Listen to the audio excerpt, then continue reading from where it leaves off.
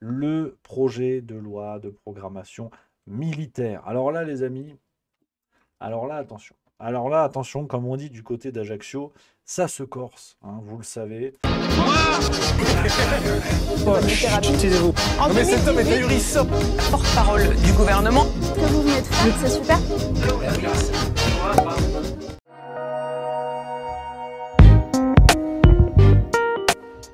Parce que c'est compliqué. Compliqué ce qui se passe avec donc une information, enfin un projet de loi qui ne date pas d'hier. La loi a été déposée le 4 avril 2023. Projet de loi porté par Sébastien Lecornu, ministre des Armées et peut-être même nudiste, d'où le nom de famille. Loi déposée le 4 avril 2023. Première lecture, votée en première lecture à l'Assemblée nationale. On est à ce moment-là dans la foulée, dans la foulée, parce que ça a été déposé en procédure accélérée, vous vous en doutez. Et ça a été également adopté au Sénat le 6 juin ou 7 juin, il y a vraiment... non, un peu plus après, texte adopté le 29 juin 2023, excusez-moi. Et là, ce texte, ce projet de loi, doit passer en commission mixte paritaire d'ici le 6 juillet, c'est-à-dire après-demain. La commission mixte paritaire, pour rappeler, c'est moitié-moitié avec députés sénateurs qui étudient un projet de loi et qui vérifient sur la forme si tout est OK. Donc, tout a été voté en première lecture, y compris à l'Assemblée nationale. Donc, quand on a des cagoles de tous bords, hein, qu'on commence pas à me faire chier, de tous bords, qui viennent expliquer que ouais, Macron, le pouvoir, machin et tout, mais regardez la synthèse du vote, hein. Nombre de votants 548, pour une fois il y a quand même pas mal de monde, nombre de suffrages exprimés 495, pour 408 contre 87. Donc on va d'abord regarder le découpage de qui a voté quoi, et après on va lire ce que contient ce projet de loi, pour bien comprendre qu'on est dans la merde, hein. Estamos en un album de 3 cafés gourmands. Renaissance pour tous, sauf non-votants, Yael Braun-Pivet, qui est présidente de l'Assemblée nationale, qui ne peut pas voter. Voilà. Donc au moins, c'est clair, hein, les députés Playmobil de La République En Marche ont fait leur rôle sans grande surprise. Donc on a toute l'équipe de ces gars-là. Ensuite, Rassemblement national pour 87. Tiens, tiens, Marine Le Pen et ses collègues pour 87. Il y en a un qui était absent, du coup. Donc, déjà, on voit le découpage. Je vous donne le découpage pour bien comprendre, quoi. Où est-ce qu'on arrive? Groupe La France Insoumise contre 70.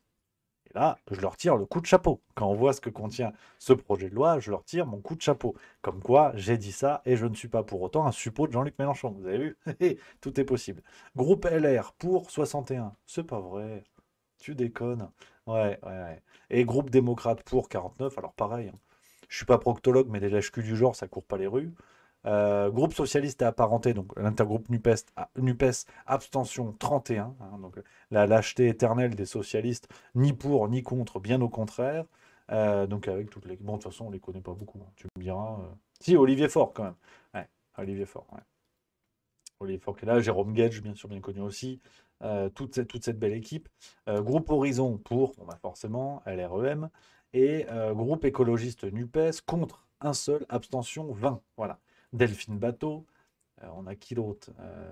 Sandrine Rousseau, elle n'était même pas là, tu vois. Je crois qu'elle s'est pas fait chier. Elle n'était pas là du tout. Au moins, voilà. Et on a une contre, Francesca Pasquini, je sais pas comment on dit, qui a porté son courage, porté ses ovaires, comme nous aurait dit Sandrine Rousseau, et Aurélien Taché, qui, lui, s'est abstenu, par exemple.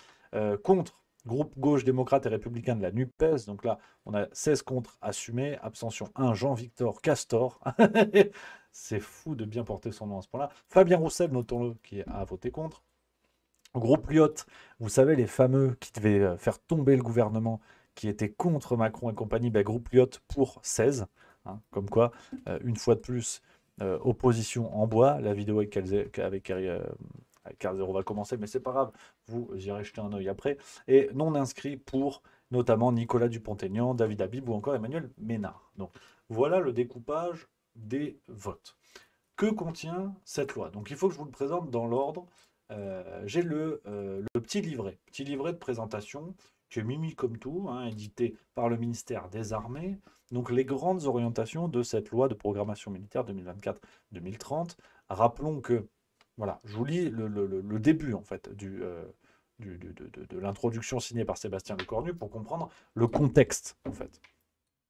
À travers ce projet de loi de programmation militaire pour les années 2024 à 2030, le président de la République m'a demandé de présenter au Parlement un projet de loi qui réaffirme son engagement pour la politique de défense. Il transmet à travers ce texte sa vision d'une France indépendante, puissance d'équilibre à l'échelle mondiale. Ce projet de loi renforce enfin nos armées dans leur mission première qui vise à assurer à la nation les moyens de sa souveraineté et de son indépendance, en métropole et outre-mer, dans les champs matériels comme immatériels, et à lui garantir des moyens d'action à l'extérieur de ses frontières pour préserver ses intérêts ou conforter la souveraineté de ses alliés et de ses partenaires. Donc, ce qui est clair, c'est que l'idée générale, c'est d'augmenter les moyens de l'armée française, et notamment les moyens financiers, avec l'annonce qui avait été faite par Emmanuel Macron d'une augmentation du budget, avec 413 milliards d'euros de dépenses militaires prévues pour les 7 prochaines années. Le projet de loi de programmation militaire 2024-2030 doit permettre à la France de faire face aux nouvelles menaces qui pèsent sur elle. Donc l'idée, c'est d'abord ça.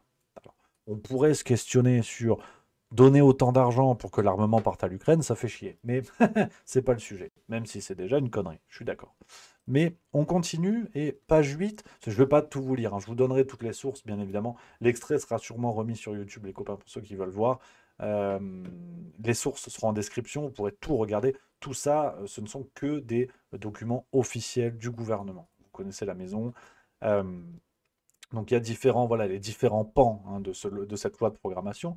Et page 8, on a un élément qu'on a du mal à comprendre. Dans la partie économie de guerre, ici même, on peut lire, je vous lis tout, je veux vraiment faire une vidéo claire où je vous donne les éléments avec ce que veulent dire les éléments. Ensuite, les fact-checkers nous expliqueront que ça ne veut pas dire ça, mais juste, effectivement, si ça peut susciter le débat et que les fact-checkers fassent leur travail sur ce qui semble énormissime, ce serait bien. Ce serait bien parce que là, je pense qu'il y a urgence. Donc voilà ce qu'on peut dire dans le petit livret, ce qu'on peut lire, pardon, dans le petit livret de présentation. Le passage à une économie de guerre doit permettre de préparer notre outil militaire aux conflits futurs et à tenir dans la durée. L'économie de guerre impose de concevoir les équipements futurs des armées en trouvant un équilibre entre rusticité et hyper-technologie, tout en conciliant supériorité opérationnelle, délai de production rapide et coût de possession pour l'État. La loi de programmation militaire permettra de moderniser et d'adapter le régime des réquisitions en temps de paix et en temps de guerre. Le texte organise par ailleurs la possibilité de constituer des stocks stratégiques des matières ou composants d'intérêt stratégique au profit des armées. La LPM établira également une priorisation de la livraison de biens et services au bénéfice des armées. Donc là, on a quelque chose d'assez générique, tendance McKinsey, qui veut plus ou moins tout dire et rien dire, mais on se dit, bon, le texte de loi en lui-même doit être beaucoup plus clair. Quand même, on n'est pas des jambons de Bayonne, quand bien même l'étape du Tour de France y est arrivée hier, tu vois. Non, tu vois, on est sérieux. Et donc j'ai lu le projet de loi. J'ai lu le texte du projet de loi qui n'a que peu été amendé, donc modifié. Et là, une fois de plus, donc on est sur l'article 23. Chapitre 3 du projet de loi, un projet de loi qui fait quand même une jolie collection de pages, 493 pages, donc nul n'est censé ignorer la loi, mais entre parenthèses, faut du temps quand même. Donc, je vous lis ce qu'on peut dire, ce qu'on peut trouver dans cet article, qui fait référence normalement au Code de la défense, qui fait l'objet de plusieurs modifications. Voilà ce qu'on peut lire. Je vous lis, donc vous avez vu, c'est tout là. Ça va être un petit peu long, mais en même temps, j'ai pas le choix. J'ai pas le choix. Donc, chapitre 1er, suggestion préalable aux réquisitions.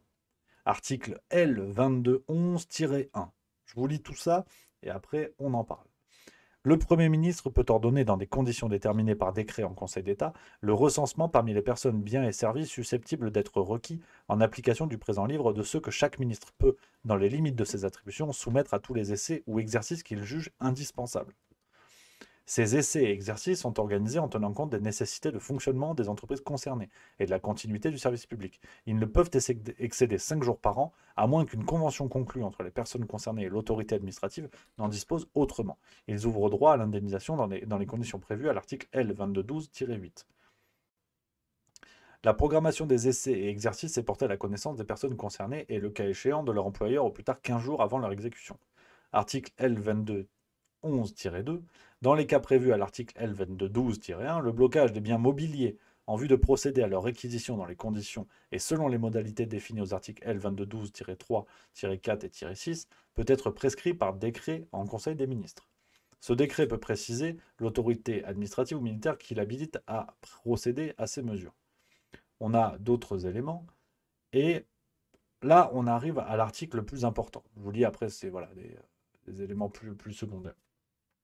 Article L2212-1 sur les principes généraux de cette réquisition. En cas de menace actuelle ou prévisible pesant sur les activités essentielles à la vie de la nation, la protection de la population, l'intégrité du territoire, la permanence des institutions de la République ou de nature à justifier la mise en œuvre des engagements internationaux de l'État en matière de défense, la réquisition de toute personne physique ou morale et de tout bien et service nécessaire pour y parer peut être décidée par décret en Conseil des ministres.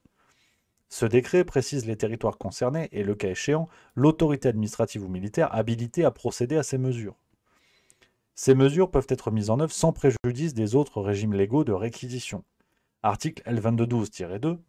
Lorsqu'il n'est pas fait application des dispositions de l'article L2212-1, donc celui que je viens de vous lire, et sans préjudice de celle de l'article L4231-5, en cas d'urgence, si la sauvegarde des intérêts de la défense nationale le justifie, le Premier ministre peut, par décret, ordonner la réquisition de toute personne physique ou morale, de tout bien ou de tout service. Et la sanction face à cela, on a, donc, par exemple, sur les personnes physiques, je vous lis vraiment tous les éléments. Les personnes physiques sont réquisitionnées en fonction de leur aptitude physique et psychique et de leurs compétences professionnelles ou techniques. La personne morale requise est tenue de mettre à disposition de l'autorité requérante toutes les ressources en personnel et en biens de son exploitation et d'effectuer les prestations de services exigées par l'autorité requérante. Et face à cela, on a des sanctions et puni d'un emprisonnement de 5 ans et d'une amende de 500 000 € le fait de ne pas déférer aux mesures légalement ordonnées en application des dispositions L22-1, L2212-1 et L2212-2.